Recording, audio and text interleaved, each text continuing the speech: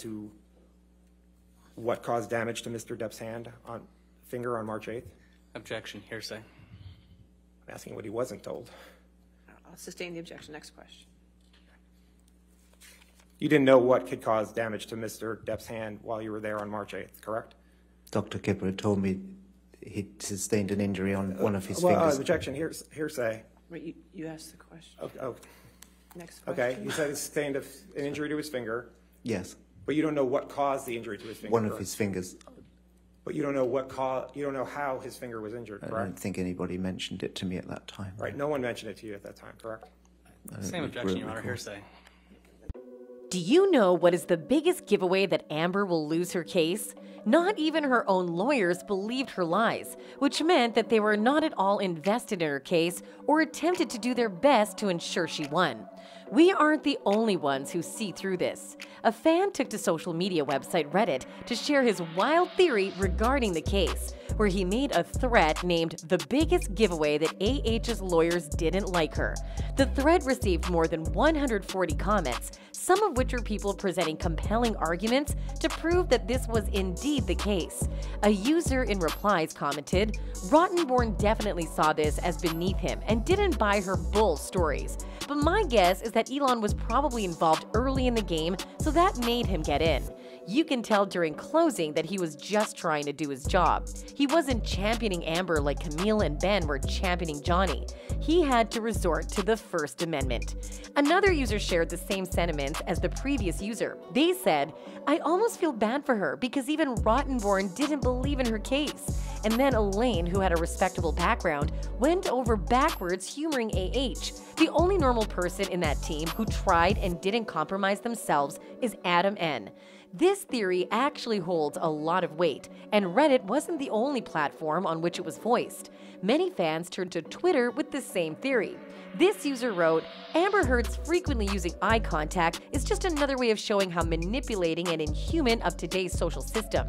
This shows how much she and her lawyer team, and also part of human, cannot sense and do not believe in sincerity.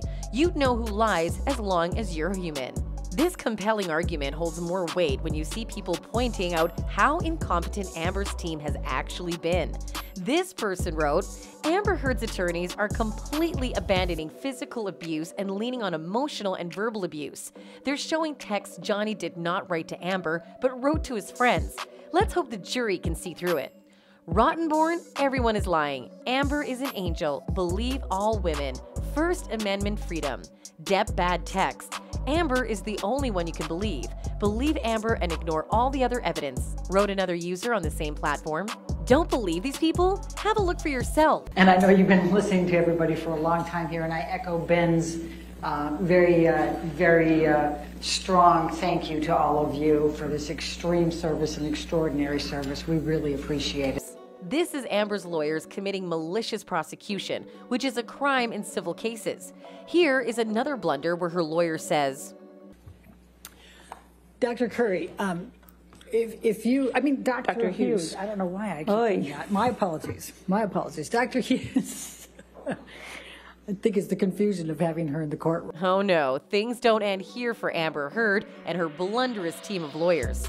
A former TMZ employee testified for Johnny Depp in his defamation trial against Amber Heard, offering a scathing response when her lawyer suggested he was looking for his 15 minutes of fame. When Ms. Heard's lawyer, Elaine Bredehoff, suggested Mr. Tremaine would get his 15 minutes of fame by participating in the televised trial, he replied, Chair. Though you're welcome to speculate. I could say the same thing by taking Amber Heard as a client for you.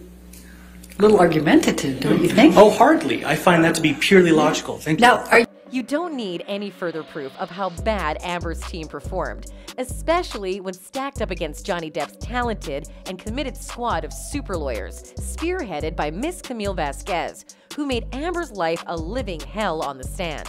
This goes to show us that if Amber's team actually believed in her side of things, they would fight tooth and nail to defend her and make sure that her case had no loopholes.